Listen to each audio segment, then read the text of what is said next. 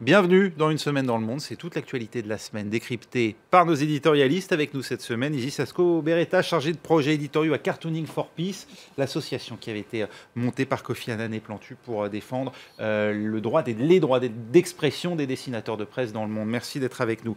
Anita Osser, vous êtes journaliste politique à Atlantico et auteur également d'Ennemis de 30 ans. Voilà ce livre d'ailleurs dont on n'a toujours pas la couverture. Désolé Anita, on l'attend à chaque fois. Oui, la prochaine fois, on en montrera un exemplaire. Ziad Lima, vous êtes directeur du mensuel Afrique Magazine et vous, eh bien, vous êtes venu avec le numéro du mois de mars, deux couvertures comme d'habitude. Hein. Alors l'une qui est consacrée à Joseph Kabila et à la République démocratique du Congo en attendant un miracle. Et donc la suite des accords de la Saint-Sylvestre pour débloquer la situation dans le pays. Et puis Ahmed Ouaya est-il la solution peut-être à l'avenir de l'Algérie? C'est le directeur de cabinet d'Abdelaziz Bouteflika. Voilà, merci beaucoup. Et puis enfin Marc Semo, journaliste au Monde, en charge des questions diplomatiques. Merci Marc de nous avoir rejoints. On commence avec la politique française à 6 semaines de l'élection. Emmanuel Macron engrange les soutiens qui vont désormais de Patrick Braouzek, l'ancien député maire communiste de Saint-Denis, et Robert Hue, jusqu'au très libéral Alain Madelin, en passant par Danny Cohn-Bendit, François Bayrou, Jean-Louis Bourlange et même Dominique Tibéry, fils d'eux. Jean-Yves Le Drian serait lui sur le point d'officialiser son ralliement, tout comme l'aile droite du PS. Bertrand Delanoë lui a déjà franchi le pas. Écoutez. Division de la gauche et le positionnement de Benoît Hamon comme candidat du Parti socialiste à la gauche de la gauche et dans la difficulté à rassembler la gauche et demain à rassembler une majorité de Français m'amène, après avoir lu le programme d'Emmanuel Macron, à penser qu'il faut donner le maximum de force au premier tour au candidat qui peut battre Madame Le Pen. Voilà. Anita Osser, il est parti en solitaire au départ, Emmanuel Macron. Est-ce qu'il est en train de réussir à dessiner les traits d'une vraie force politique susceptible non seulement de lui permettre à lui d'accéder à l'Élysée, mais même demain de constituer une majorité pour gouverner? C'est son pari. Il l'a toujours dit. Il a dit que s'il accédait à l'Élysée, il aurait une majorité. Et c'est plausible parce que depuis l'inversion du calendrier, c'est-à-dire depuis que l'élection législative a lieu après l'élection présidentielle, on a assisté à des vagues successives depuis 2002. Et par conséquent, c'est le pari d'Emmanuel Macron. Son problème, c'est d'accéder à l'Élysée. Oui. Alors, moi, ce qui m'avait frappé chez lui... Mais c'est surtout, jusqu'à présent, on avait quand même des candidats qui étaient l'émanation d'un parti. Or là, c'est un peu l'inverse. Emmanuel Macron est parti en solitaire. Il y a des candidats qui seront estampillés En Marche. C'est-à-dire qu'il a il a hésité, n'est-ce pas, au départ, quand il a lancé son appel à candidature, puisque c'est ce qu'il a fait. Il a dit les candidats pourraient se prévaloir de leur parti et de En Marche. Et finalement, c'est Jean-Christophe Cambadélis, le premier secrétaire du Parti socialiste, qui a dit ceux qui adhèrent à En Marche ne pourront plus réclamer, non pas exclus, ne pourront plus réclamer l'investiture du Parti socialiste. Alors tout ça est un peu ambigu. Et pour le moment, on ne connaît pas les candidats qui sont estampillés En Marche, puisqu'il y a une commission d'investiture qui fonctionne avec 3 personnes, une commission éthique, enfin tout ça est très très structuré. Et on attend de voir. On risque pas d'avoir les sortants qui sinon se seraient retrouvés en position de dissidence de leur parti qui cherche à renouveler. Sûr que si, il va y en avoir. Mais il y a aussi, c'est très difficile de faire émerger des têtes nouvelles aux législatives. Le député maire de Neuilly a lancé son mouvement Jean-Christophe Fromentin. Oui, et qu'on a vu derrière François Fillon dimanche à Trocadéro. Alors, il soutient François Fillon, mais en même temps, il lance ses propres candidats aux législatives. Mais c'est pas évident. Non, mais c'est très difficile de générer des candidatures. Vous êtes sceptique, Marc Semo? Oui, je suis sceptique parce que il pourra peut-être avoir une majorité, effectivement, grâce à l'inversion du calendrier électoral, mais elle risque quand même d'être assez hétéroclite, voire hétérogène. Mais surtout, ce qu'on est en train de voir maintenant, c'est quand même la fin de la Ve République, en tant qu'institution. D'abord, l'idée même de la Ve République, c'était marginaliser les extrêmes, des deux côtés, et faire disparaître le centre. On est dans une élection, pour des raisons variées, on se retrouve avec 2 extrêmes, et notamment le Front National extrêmement fort, et un centre en passe de l'emporter sur les décombres de tout le reste. Vous voulez dire par élimination du spectre politique. Par élimination plus Par que élimination. par choix, plus que par Parce qu'il adhésion. y a un parti socialiste qui s'est suicidé en faisant une espèce de corbinisation à gauche toute. Mélenchon, qui est dans son coin, qui a refusé toute union, toute idée de candidature d'union avec Hamon. Une droite qui est en train de se suicider avec les affaires, avec l'acharnement de François Fillon à rester aux manettes malgré les affaires. Donc il y a ce centre qui triomphe sur les décombres de tout le reste. Un paysage après la bataille qui est quand même totalement inédit. Et la fin de ce qui était l'architecture même de la Ve République, avec le risque aussi que le président n'ait pas de majorité après les législatives. Le vrai risque, il serait là, parce que le fait que ce soit un centre, enfin qui soit majoritaire à l'Assemblée, c'est pas ça la fin de la Ve République. Non, la fin de la Ve République, c'est ça qu'il n'y ait pas de majorité. Mais ça, évidemment, Majorité ça serait le coup de grâce. La majorité introuvable, ça serait le coup de grâce. Ziad Limam, quand on entend, comme on vient de le voir à l'instant avec Bertrand Delanoë, qui finalement reprend exactement la même raison que celle invoquée par Daniel Cohn-Bendit pour condition de son ralliement, c'est-à-dire le fait d'avoir le meilleur adversaire à Marine Le Pen. Finalement, est-ce que c'est un service à lui rendre à Emmanuel Macron de le poser uniquement dans ce rôle-là, d'en faire juste le réceptacle de l'anti-lepénisme? Je pense, on en parlait avant de rentrer sur le plateau, je pense que c'est des gens qui sont absolument conscients d'un risque Le Pen. Et qui ont leurs propres calculs, qui ont leur propre analyse de la mécanique politique et qui ont dans leur fiche une possibilité très claire de Marine Le Pen élue président. Avec des mauvais reports, par exemple, on en parlait avec toi, avec des mauvais reports, par exemple, entre la droite républicaine vers Macron, en cas de deuxième tour, si Fillon est éliminé, avec des reports qui iraient plutôt vers Madame Le Pen, avec des taux d'abstention très élevés à la gauche de la gauche. Il y a toutes sortes de scénarios catastrophes où Madame Le Pen peut être élue, fin de la Ve République, définitive, peut être élue. Et je pense que ces gens, la principale motivation et ce qui fait cette espèce d'éclectisme, c'est que tous ces gens se disent qu'il n'y a pas de rassemblement possible avec Hamon, il n'y a pas de possibilité de s'entendre ni de près ni de loin avec la droite républicaine telle qu'elle est aujourd'hui, les Républicains, et donc leur seule carte un petit peu près idéologiquement compatible, avec quelqu'un qui est assez fluide sur sa gauche, sur sa droite, qui a une certaine jeunesse, etc., c'est ça. La deuxième chose, c'est qu'il faut bien voir ce que demandent les gens aussi. Qu'est-ce que demande l'opinion, le peuple, entre guillemets? Ils veulent des nouvelles têtes, voilà. Ils veulent du changement, ils veulent plus voir ces têtes-là. Ce qu'a dit Juppé était impressionnant de courage et de lucidité, après tout. Il a dit, je peux même pas l'incarner, ce changement. Je suis trop cramé, les gens veulent autre chose. Et qui, aujourd'hui, représente un changement radical? Qui représente un changement radical? Madame Le Pen, Monsieur Macron. Ça, c'est le changement. Monsieur Macron, c'est la fin des partis traditionnels et Madame Le Pen, c'est la révolution nationale, etc. Donc là, c'est là que ça se passe.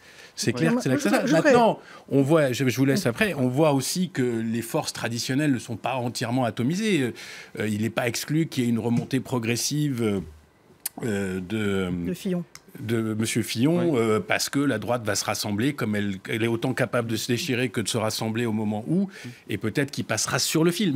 Mais je trouve quand même que ce que vous dites, malgré tout, c'est ça, c'est l'effritement d'un ancien système qui arrive à bout de souffle et la volonté des gens de voir des nouvelles têtes arriver et essayer de remettre du dynamisme dans ce pays. En désignant comme ciment Marine Le Pen ou l'hostilité à Marine Le Pen, est-ce qu'on n'est pas en train de lui faire un énorme cadeau, c'est-à-dire la mettre au centre du débat et de transformer le débat entre souverainisme contre mondialisme? Mais ça, c'est Bertrand Delanoë qui le dit, parce que l'adhésion à Emmanuel Macron, elle ne procède pas uniquement du rejet de Marine Le Pen, elle procède de ce que vous venez de dire, c'est-à-dire besoin de renouvellement, et puis on en a marre des partis traditionnels qui finalement sont à bout de souffle, il faut quand même le dire.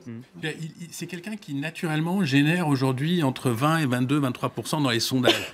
C'est pas une génération spontanée. C'est pas des gens qui sont tombés du ciel, qui se sont dit, ah tiens, Macron, il est sympa, il a 39 ans, on va voter pour lui. Donc ça veut dire que dans le message Macron, il y a quelque chose qui résonne dans une partie de l'opinion française. Et ça prouve bien aussi, vous avez dit, ça prouve bien que le débat, il est à la fois économique, mais souverainiste européen, mais ouvert, fermé. Et finalement... Alors, le problème avec Emmanuel Macron, c'est que cette synthèse, on retrouve un peu de tout, c'est lui. Et le problème, il est quand même très jeune, il n'a pas beaucoup d'expérience politique pour incarner comme il le dit. Il lui dit qu'il n'y a pas besoin d'expérience, en gros, lui. Hein. Oui, tout le monde est en marche, mais il n'y a que lui qui sait où ils vont. Que se fait la synthèse. Ce qui est assez... Alors, ce qui est... Il a des gens qui travaillent pour lui, il y a des gens qui travaillent pour lui, mais on sait très bien à quel point à la fin, c'est le chef de l'État qui tranche. Mais ce qu'on peut peut-être dire aussi, c'est que quel que soit X, ce qui sortira après les élections à gauche, ça n'aura rien à voir avec ce qui existe aujourd'hui. Et je pense quand même qu'un jour ou l'autre, la droite française va sortir ses couteaux, s'étriper tranquillement sur une table, et il y aura autre chose que ces républicains au contour flou qui vont d'un espèce de centrisme humanitaire, pro-européen, à une droite totalement réactionnaire, identitaire. Donc, je ne vois pas comment tout ça peut tenir très longtemps, accentué donc par les primaires qui font Mais je pense que le choc pour la droite de ne pas être au second tour sera pire que le choc pour ce qui reste du PS. À voir. Ah oui, oui. À voir. On n'en est pas encore là, évidemment. Le Tout PS est encore possible. c'est ça que vous voulez dire. Le PS est déjà donné, c'est déjà fini d'une certaine façon. Plus personne ne se fait d'illusions, y compris lui-même. Pour la droite, je pense que le choc sera plus rude. François Hollande, lui, en tout cas, il prend ses dernières initiatives en tant que président. Il vient de lancer, avec l'Italie, l'Espagne et l'Allemagne, cette semaine, un projet d'Europe de la défense recentré sur un petit nombre de pays, ceux qui veulent avancer. Écoutez, le chef de l'État, c'était aujourd'hui à Bruxelles. On ne peut pas avancer si on n'a pas des idéaux à porter pour les peuples qui constituent l'Europe et pour tous ceux qui nous regardent. Et puis ensuite, il faut que l'on soit capable d'avancer plus vite à quelques-uns, notamment pour la sécurité, pour la défense, pour l'emploi, pour la jeunesse, pour la culture, pour la recherche, être capable à quelques pays d'aller plus vite et plus fort sans perdre la solidarité d'ensemble et la cohésion à 27, puisque maintenant l'Europe va travailler à 27. Voilà. Il ne s'agit pas d'avoir plusieurs vitesses et il ne s'agit pas d'exclure qui que ce soit. Il s'agit d'être capable, pour ceux qui le voudront, et sans que les traités aient besoin d'être révisés, de pouvoir, sur la défense, sur la sécurité, sur l'union économique et monétaire, c'est-à-dire sur la zone euro, l'harmonisation fiscale, sociale, pour qu'on puisse avoir une véritable convergence, d'être capable d'aller plus vite, c'est vrai, mais d'aller plus loin sans fermer la porte à qui que ce soit. C'est un moyen de relancer l'Europe, Marc Semo, cette Europe de la défense? Oui, l'Europe de la défense, c'est une nécessité entre une Grande-Bretagne qui s'en va, qui était quand même avec la France le seul pays de l'Union européenne qui avait des capacités de projection, l'arme nucléaire, etc., etc. Et qui ne voulait pas d'Europe de la défense. Et qui ne voulait pas d'Europe de la défense. Il y a la réalité de Trump, il y a la réalité de la menace russe. Donc il est évident qu'aujourd'hui la défense est un sujet prioritaire. Alors comme on le dit d'ailleurs chez François Hollande, l'Europe s'était fracassée en 1954 avec la communauté européenne de défense qui avait été refusée d'ailleurs par la France. Aujourd'hui, elle peut se relancer par la défense. Ensuite, c'est très compliqué. Alors, il y a cette Europe à plusieurs vitesses, cette idée des coopérations renforcées, où on regroupe des pays... Qui est prévu par les textes. Qui est prévu par les textes, donc sur lequel la France et l'Allemagne mettent l'accélérateur. Ensuite, cela fait grincer beaucoup de dents.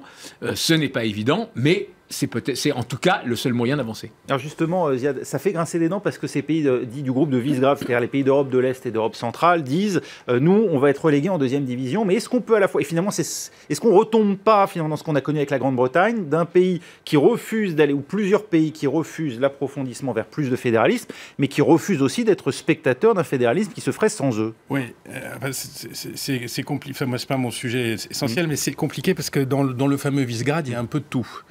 Il y a les purs durs, Pologne, Hongrie aujourd'hui. Il y a un pays comme la République tchèque qui n'est pas du tout anti-européen. Enfin, c'est très compliqué, mais en tout cas, ils votent plutôt du côté... Ils n'ont pas toujours été, parce que Václav Klaus, c'était quand même assez... Et puis, on parle beaucoup d'eux comme étant en seconde division, mais ce n'est pas la seule différence qu'il y a en Europe aujourd'hui. Entre l'Ouest et l'Est, il y a une différence très forte entre le Nord et le Sud, par exemple, entre les positions des grands pays riches et les positions des pays plus fragiles. Il y a des grandes différences entre austérité et lâcher les vannes. Il y a des grandes... Enfin, je veux dire, les divisions européennes ne se résument pas uniquement aux problèmes qu'on a vus cette semaine parce que les Polonais ont fait tout un souk sur la réélection de Donald Tusk. Mais c'est pas que ça. Je pense que les motifs de division sont très nombreux, que c'est normal tant que chaque pays pèse une voix et que ça sera toujours aussi compliqué tant qu'on n'arrivera pas à des majorités qualifiées sur un certain nombre de sujets, le plus grand nombre de sujets possible. Ceci dit, la leçon de cette semaine, c'est qu'on a quand même dit aux Polonais, vous ne pouvez pas avoir le beurre et l'argent du beurre, vous ne pouvez pas être tout seul. C'est un peu ça le sens de ma question, c'est qu'on a des pays qui disent il ne faut pas que vous avanciez plus vite que nous, en même temps on ne veut pas que vous avanciez du tout. C'est que demain, si le PiS perd les élections, PIS perd les élections et que vous avez une majorité libérale à Varsovie, on ne va pas les exclure aujourd'hui, alors que dans 4 ans, il faudra peut-être les réintégrer. Tout ça, il faut faire Donc avec. il faut qu'on attende les prochaines élections en Pologne. C'est la vie en Europe. C'est-à-dire, les États existent. Les États ont des élections, ils ont des La majorités. philosophie de la coopération renforcée, c'est qu'on avance, Justement, on d'avancer n'exclut sans pas, demander l'avis ce qui de- n'empêche pas la Pologne, quand elle aura Un nouveau remplacé le PiS par les libéraux, de rejoindre le train. Anita Hausser, un commentaire peut-être sur la... C'est vrai que la position de la Pologne cette semaine, qui était à la fois très dure contre ce fédéralisme à quelques-uns, et puis à côté, évidemment, qui s'oppose à l'élection d'un des siens, c'est du jamais vu quand même en C'est du Europe. jamais vu, mais ça occulte quand même les autres problèmes européens qui sont énormes. Enfin, je veux dire, il y a la question des réfugiés dont personne ne parle. Et on parle de la Pologne, mais quand on voit que la Hongrie a voté une loi qui permet d'interner tous les immigrants illégaux, Oui. et condamnés, je veux Dans dire, des camps. là, tout le monde est muet. Alors, c'est vrai qu'il faut aller de l'avant. C'est vrai que l'Europe de la défense, aujourd'hui, elle fait sens, comme on dit, mais on attend toujours la gouvernance de l'euro. Et par conséquent, on mesure la difficulté de la construction d'un échafaudage. Il y a 2 élections clés, la France et l'Allemagne. Oui. Si ces élections portent au pouvoir des majorités pro-européennes, je pense qu'il y aura une dynamique qui va repartir. Si, par malheur, je parle en particulier de la France, on avait une majorité anti-européenne, je pense que c'est la fin du projet européen. Il faut aussi le dire assez clairement. Le risque est plus grand en France qu'en Allemagne. Oui, c'est ce que je dis. Si en France, il y avait un changement de majorité et une majorité anti-européenne, c'est la fin de l'Union européenne. Isis, on a ces 2 sujets dont on a parlé, politique française et Europe. À vous de choisir par lequel vous voulez commencer. Alors, je vais commencer par la politique française, parce que justement, j'ai un dessin de Damien Glé, qui est un dessinateur du Burkina Faso, que vous devez voir sur les écrans. Voilà. Alors, justement, on n'a pas parlé des Fillon cette semaine, et voilà, c'est des dessins qui dit parler d'autres choses, parce que c'est vrai que les dernières semaines, tout a tourné autour de Fillon, alors qu'on pourrait parler d'économie, identité, agriculture, santé, culture, etc. Cet autre dessin de Bénédicte, dessinatrice suisse, un dessin publié d'Ambigus. Alors voilà le programme de Cirque de la France. Donc on a d'abord Fillon avec son spectacle des casseroles. Vous voyez bien, le public est déjà un peu ennuyé. Et après, voilà, voyons ce qu'il y a après. Et ensuite, on a Macron l'équilibriste. Si vous voyez bien, en coulisses, il y a déjà Marine Le Pen, un dresseuse, et notre ami Mélenchon, un clown. C'est autre dessin des Chapat, dessinateur suisse, un dessin publié dans Le Temps. Alors voilà une question qu'on se posait tout à l'heure. Les fake news ont fait gagner Trump. Le journalisme va faire élire Le Pen.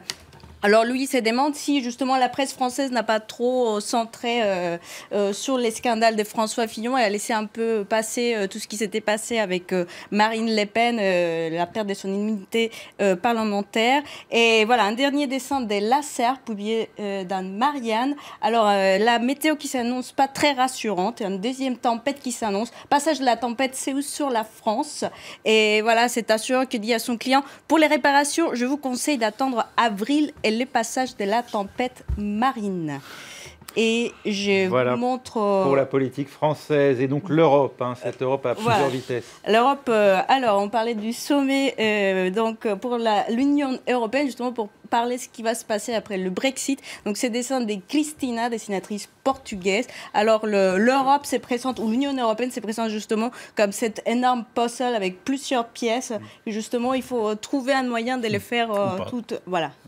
Est-ce qu'on réussira à faire ces puzzles? Et cet autre dessin de Dario, dessinateur mexicain. Alors, on se posait la question de qu'est-ce qui va se passer après le Brexit. Et donc, voilà, on voit cet Européen qui est déjà à la plage en train d'essayer de réparer les navires avant de le lancer à nouveau sur la mer. Et voilà, un dernier dessin, parce qu'on parlait justement de la question des réfugiés, de certains pays comme l'Hongrie qui ont pris des mesures un peu plus poussées. Et ces dessins des Tyr Rogers, dessinateur de Pays-Bas, un dessin publié dans Cartoon Movement. Alors on sait bien que l'hymne à la joie, c'est l'hymne de l'Union européenne. Et donc si vous voyez bien, tous les pentagrammes, les lignes de pentagrammes sont devenus des barbelés. Et vous voyez, ces réfugiés qui essayent de passer, il y a une personne qui les empêche de passer justement le barbelé. Et le vers que lui, il a retenu est justement tous les humains deviennent des frères. Merci beaucoup Isis. On se retrouve nous dans un instant pour la deuxième partie d'une semaine dans le monde.